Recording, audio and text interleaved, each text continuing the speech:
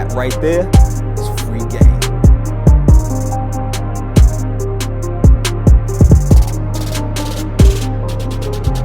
Flip Your Worth TV.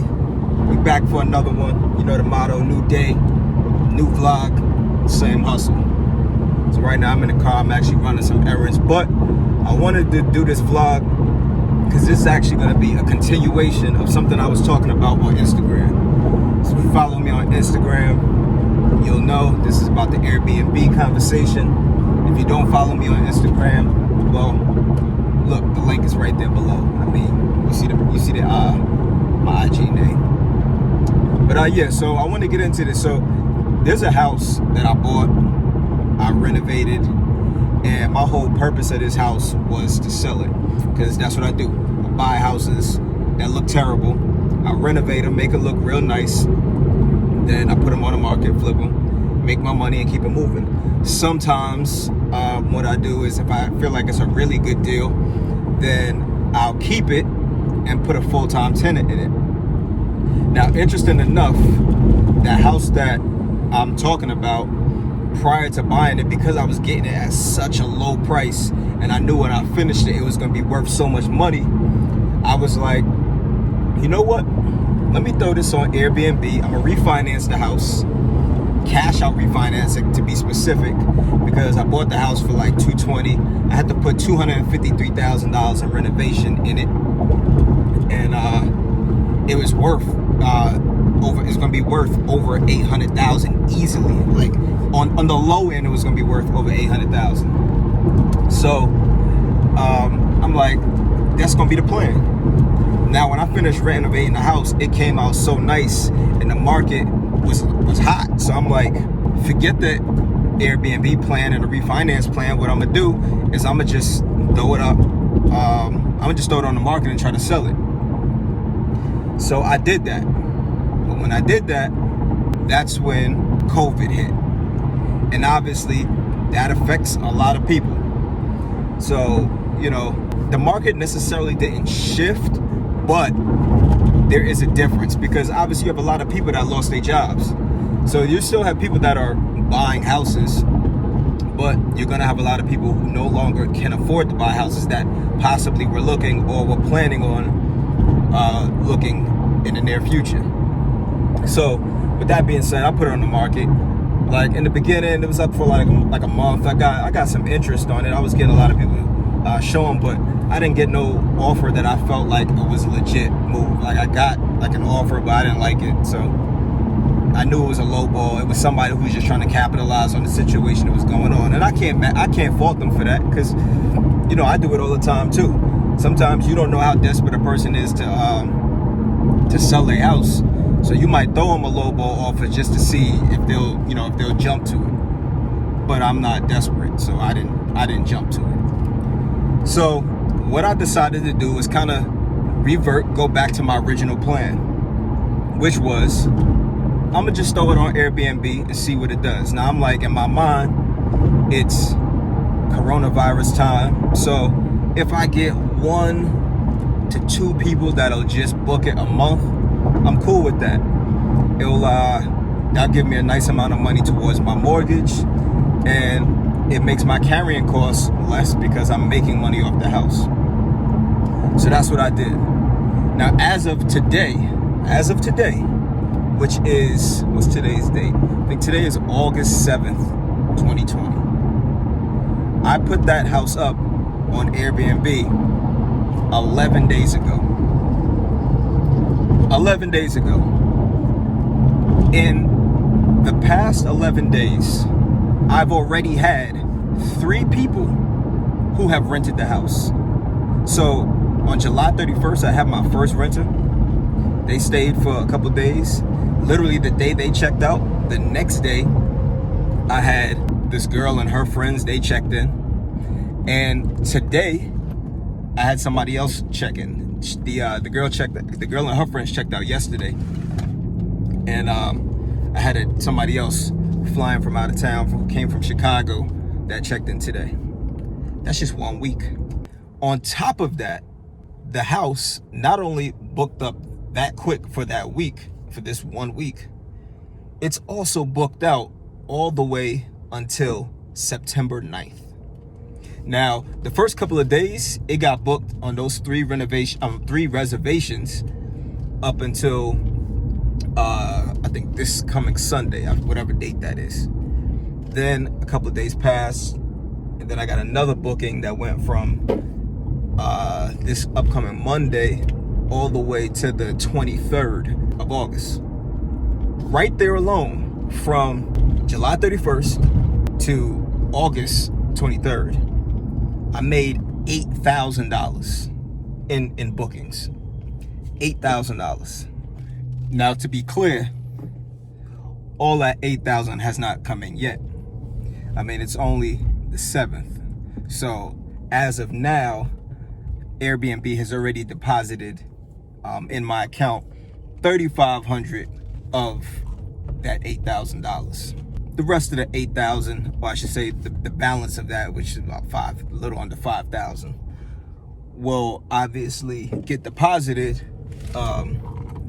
once those bookings take place, which I can't see why they're not, when that booking, that next one that's going to bring that bulk of money, is from the 10th to the 23rd. So I say all that to say, we might have a whole new wave that I'm working on right now, because I've always just been doing the traditional, just put a tenant in there, have stable money coming in, or I flip it and keep it moving. This now has me thinking, well, before I even get to what I'm about to say, first off, now with that one, it makes me not even want to sell the house no more.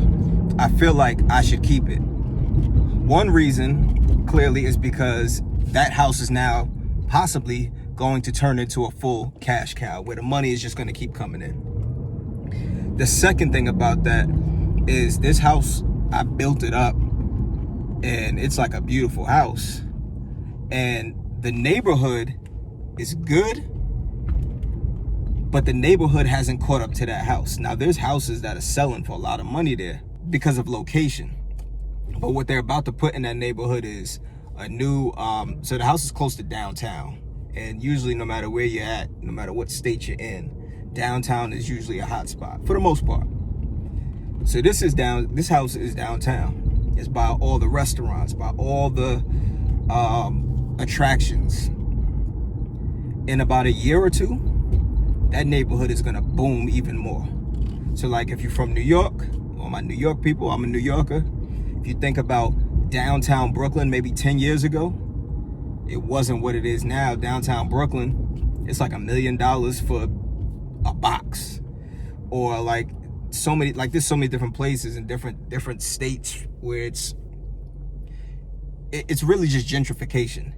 You know, they find areas that are centrally located or close to great attractions, and then they run that price up. They get in there, buy it low, change over the neighborhood. So this is kind of like one of those things where the house is in a great location that's in a booming market, and a year or two from now, it's going to run up even more. So now, if I have a house that's already making me cash off the Airbnb, I might as well just hold it for another year or two at least, and wait for the rest of the neighborhood and the market to catch up, because once that happens, I'm really going to get paid. So this may potentially be a great opportunity the way it's looking. Now, the second thing I was going to say is, in regards to buying houses, I kind of want to buy now another house that I can just Airbnb, just to kind of see what I could do. Now, the house that I have now that I just put on Airbnb does not have a pool. And we all know that when you see a house on Airbnb, when they have a pool and they have the proper layout, it hits a little different. So that's what I'm thinking about doing. And I'm not talking about running up the price and getting something crazy, super expensive. But if you follow the channel, you know I like to find things that's run down anyway and renovate them. So what I would like to do now, as a new plan, just for maybe my next project or the project after that, is I want to find a house that either has a pool where I can go and deck out the house and then add a little flavor to the landscaping and the outside area to bring that pool to life. Or I want to get a house that I could renovate that has a huge yard where I can go and put the pool in. And the benefit of me putting the pool in is, well, there's a benefit to having the pool already, and there's a benefit to me putting the pool in. The benefit of it having the pool in it already is the wait time. I don't have to wait for the permits and for them to dig it out and to do all the framing and everything to install that pool. It's already there. The benefit of me getting the pool installed myself is that it's my idea, my blueprint, my layout. So I can go in there and make that pool look however I want it to look. And if I make it look how I want it to look, oh, it's gonna be fly. Because I'm gonna do an infinity edge pool for sure. It's gotta have the spa jacuzzi with it also. I do a nice cabana in the back, very resort style, where you have to hide like the nice wooden cabana, some outdoor furniture in it, have it closed off with the like the white linen, can't remember what you call it now, but you know what I'm talking about. Like when you go to resorts, you see it. And then I'll probably do a nice outdoor kitchen, beautiful built-in grill, something like that. Something that just looks real fly, real opulent, real luxurious. I do that and then make the house look nice inside. I feel like I throw that up on the market for $200 a night, $299 a night. I can't see why something like that is not gonna rent crazy. It's gonna definitely rent enough to where it's gonna pay for my mortgage. And on top of that, I should profit some nice money. I'll probably double whatever my mortgage is. And if I can keep my mortgage on something like that under $2,000 or under $3,000, preferably under $2,000, I can't see it not being a cash cow. So that's my new plan. I'm thinking about doing that. It feels like a good move to make.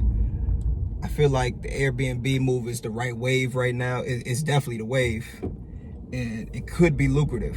So I'm gonna try it out. I got another project I'm trying to start now before I do an Airbnb play, but I'm definitely leaning on doing that. So we'll see what happens. I'll keep y'all posted. But let me know what you think. Let me know if you think that's a good idea, and we'll talk about that more. Subscribe to the channel, Flip Your Worth TV, and I'll holler at y'all in the next one.